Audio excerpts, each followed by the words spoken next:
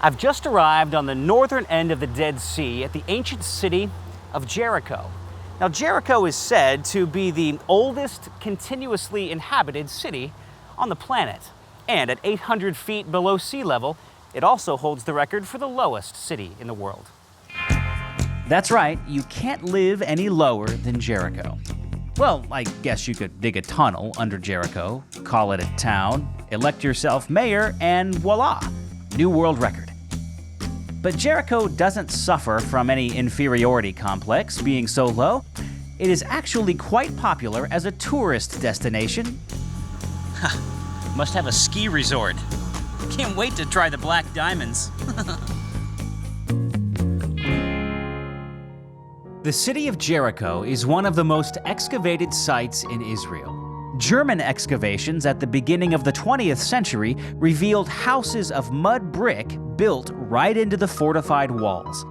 Some tie that evidence to the Joshua chapter 2 passage about Rahab. Then she let them down by a rope through the window, for her house was built into the city wall, so that she lived in the wall.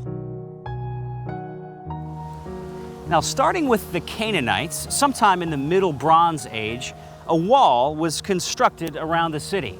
Now, this wall would later become the most famous wall in the world after Joshua and the Israelites came knocking after they crossed the Jordan River at the end of their 40-year wilderness wanderings.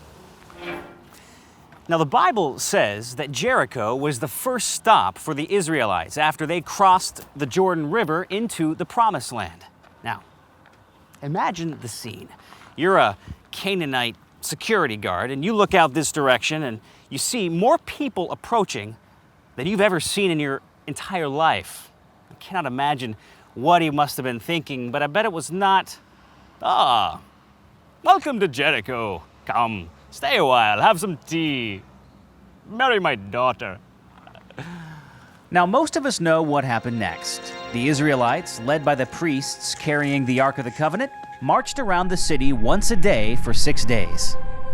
Then, on day 7, they marched around 7 times, after which the priests blew their trumpets, everyone shouted, and suddenly the seemingly impregnable walls of Jericho came crashing down. It's one of the most dramatic moments in the Old Testament. But did it really happen?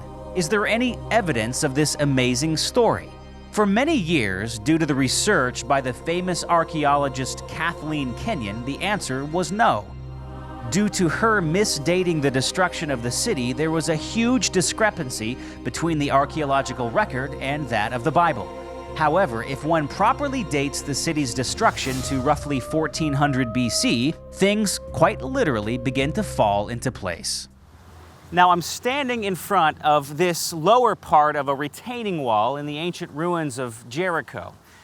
Now, this part of the retaining wall, this lower part, you can see is built out of these huge rocks. Now, up above it would have been built out of a reddish mud brick. Now, what archaeologists have discovered is that the reddish mud brick fell outward into this area right here and would have provided a perfect siege ramp for the Israelites to walk into the city to conquer Jericho. Now, did you get that? Archaeologists have uncovered the remains of mud brick walls, which had been supported by a stone retaining wall. These mud brick walls had fallen outward and created a ramp of sorts up into the city. This evidence is what we'd expect to find after reading the Joshua 6 accounts.